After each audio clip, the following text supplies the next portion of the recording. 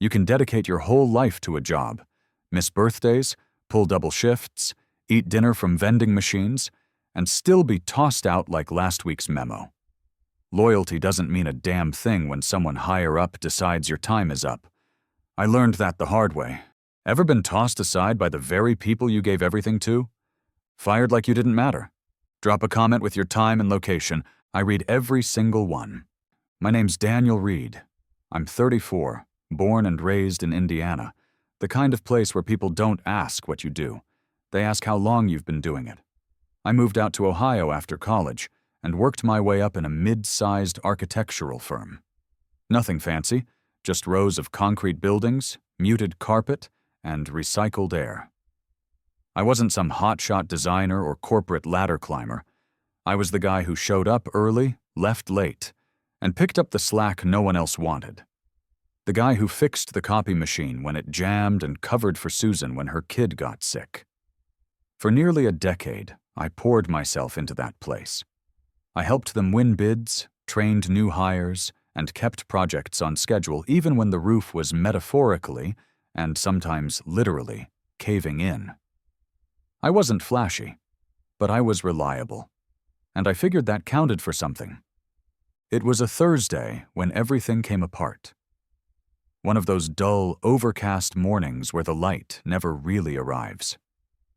I'd beaten most people in, like always, and was halfway through marking up a set of electrical drawings when I heard the light tap on the side of my cubicle. It was Janine from HR. She was dressed a little sharper than usual, and her smile had the practiced tension of someone about to say something unpleasant. "Hey, Dan," she said, "can you come with me for a minute?" My gut clenched. I didn't know why, not yet. But something in her tone made my scalp prickle.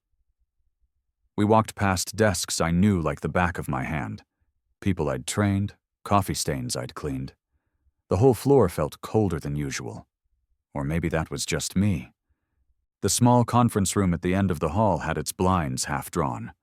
I stepped in and saw Mark sitting there, my boss for the last 2 years.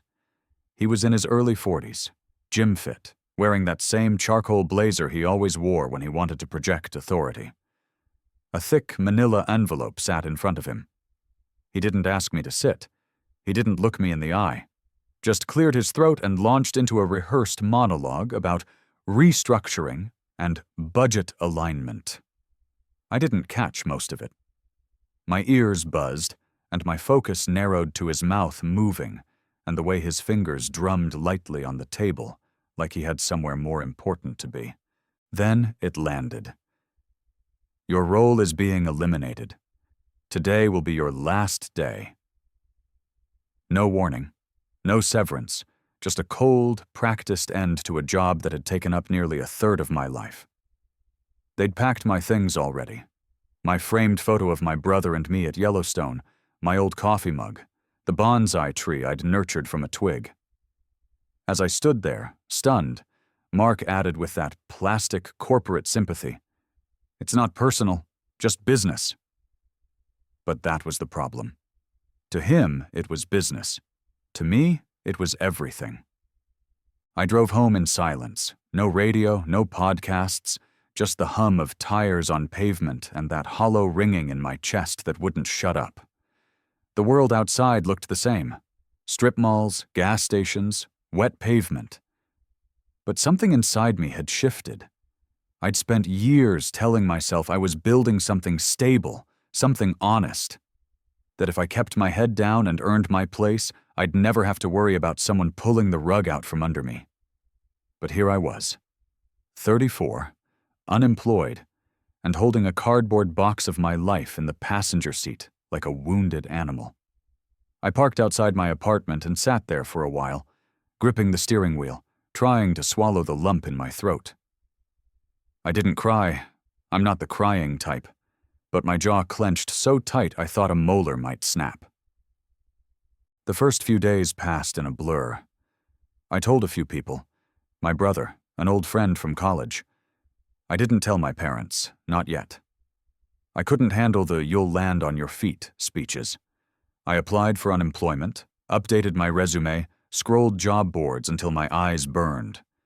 But there was no wind in it, no fire, just a dull ache and the looping question.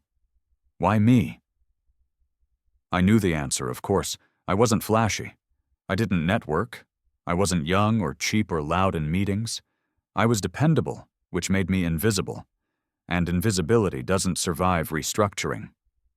A week after I was let go, I drove past the office. I told myself it was just habit.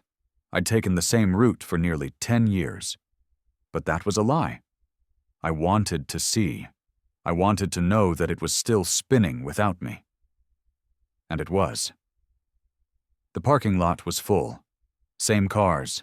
Same bikes chained to the rack. I watched for a while. No one noticed me. No one missed me. Then I saw Mark, my ex-boss, walking out with a coffee in hand, laughing with a younger guy from marketing whose name I never bothered to learn. And something in me clicked. Not anger, not even bitterness, just a sense of clarity. If I'd been invisible all these years, I wasn't going to stay that way anymore. Not to them, not to him. That's when the idea started.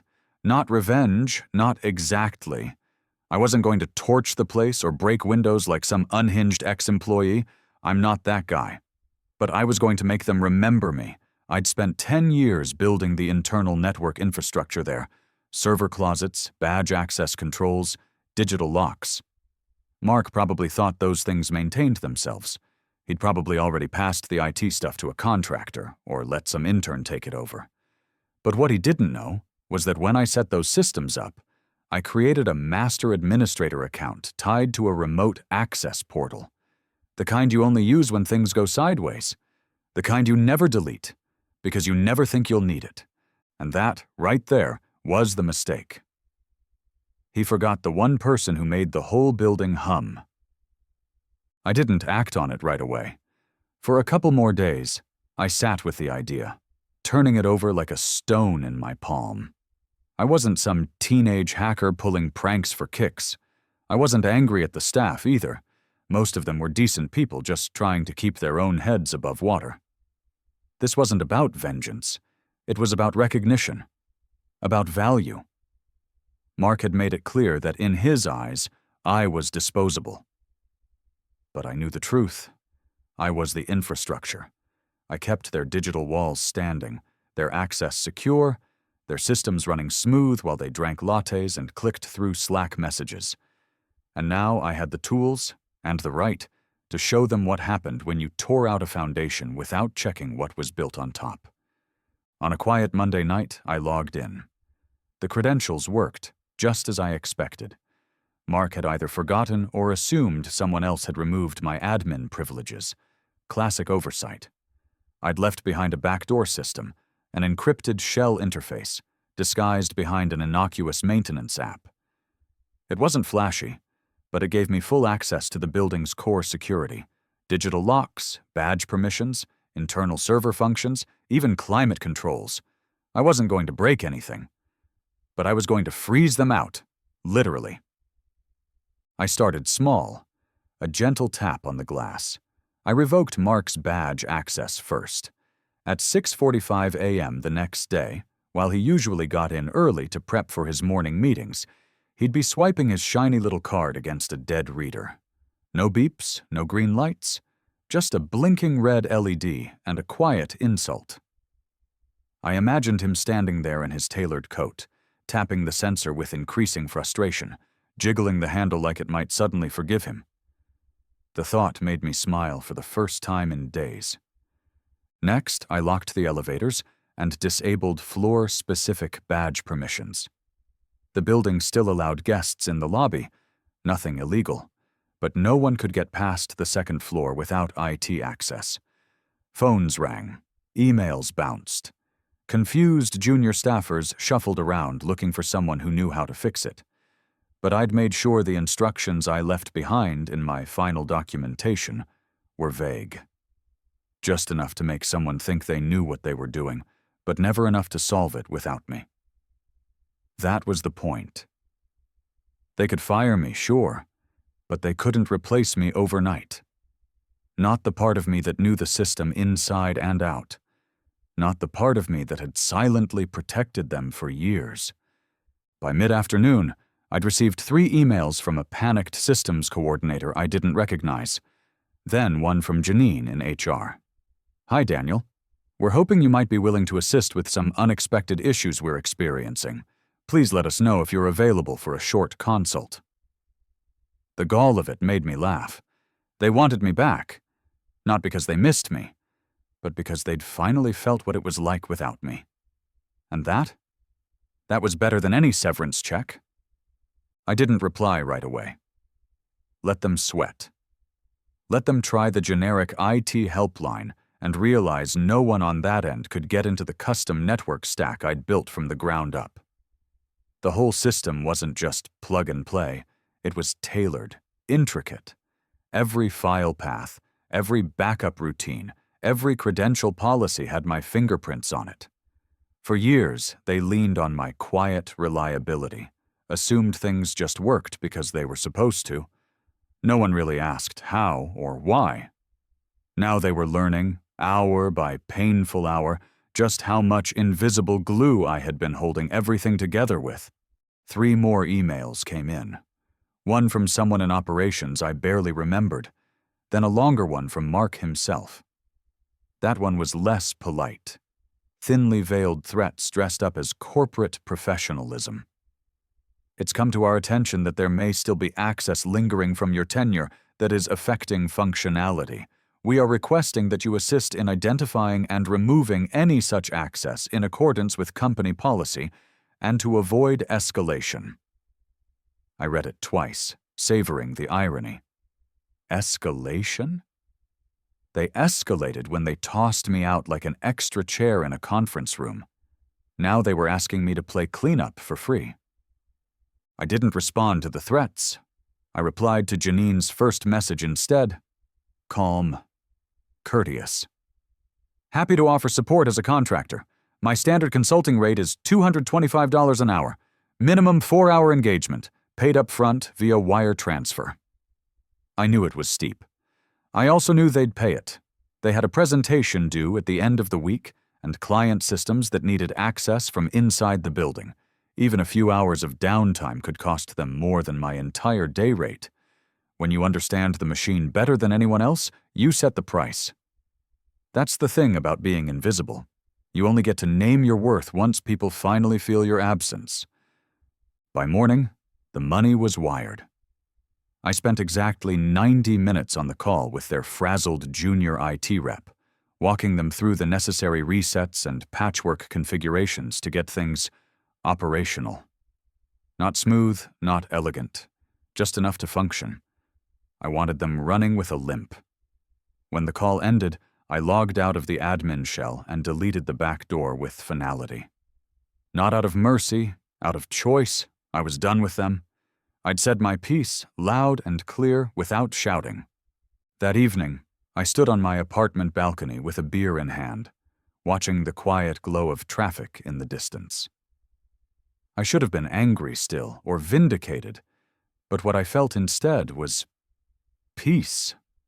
Not because I got back at them, but because I'd taken control again. For the first time in years, I wasn't just a cog in someone else's machine. I was the one who flipped the switch.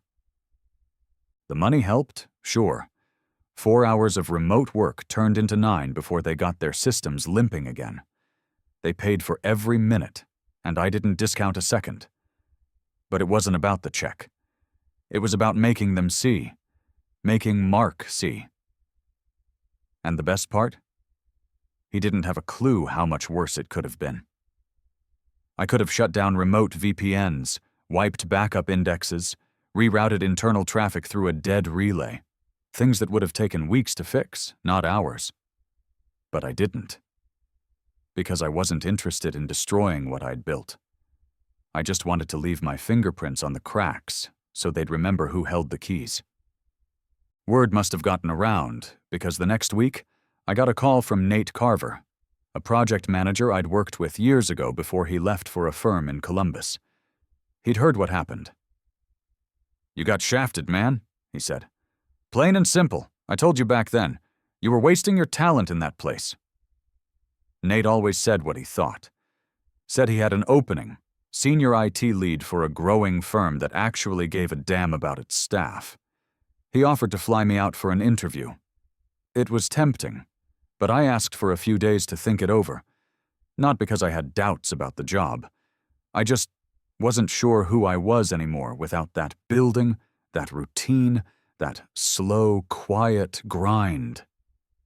I'd spent years measuring my worth in smooth deployments and clean system logs. Now, without the job, without the title, I had to face the real question. What do I want? Not what's safe, not what pays steady. What do I actually want to build? I didn't have the answer, not yet. But I finally had the space to ask the question. And that, strangely, felt like progress. I started walking more, clearing my head. I stopped by the coffee shop I used to rush past every morning, ordered a real breakfast for once, sat by the window, and watched other people in suits hurrying down sidewalks like time was chasing them. I used to be one of them. Now I just sat and sipped my coffee, warm ceramic in my hands, the steam fogging up my glasses. It was the first time in years I didn't feel tethered to an inbox or a red blinking server light. I wasn't anyone's go-to anymore. And somehow, that felt more powerful than any job title I'd ever had. I called Nate back 3 days later, told him I was interested, but not for the same reasons I used to say yes to jobs. This time it wasn't about loyalty, it was about respect. If I do this, I said, I do it on my terms. No invisible labor, no fixing what people take for granted. I build the system, I run it, and I get seen for it. He paused, then said, That's exactly why I want you. Maybe it wasn't revenge. Maybe it was just finally being valued. 2 months later, I stepped into a new office.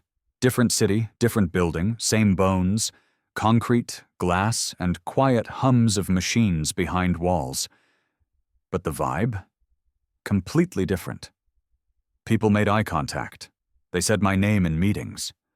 When I talked about risk mitigation and access control layers, they listened. Not like I was background noise, but like what I said mattered.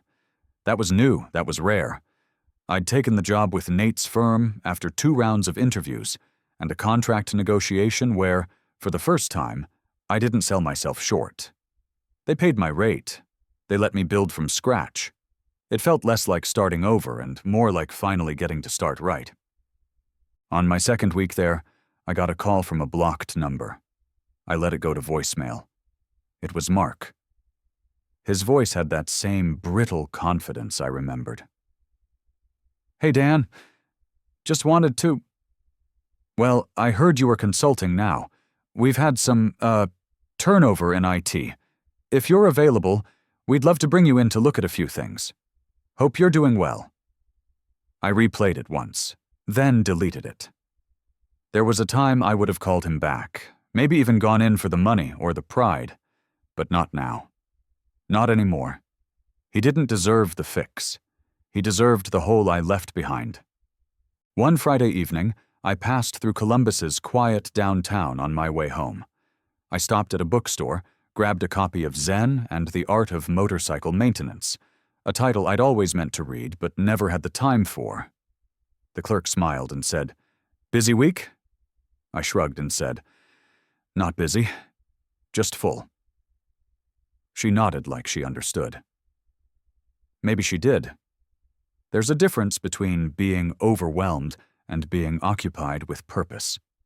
I was learning that difference, slowly but surely. Later that night, I sat on my porch with a drink in hand and my laptop open.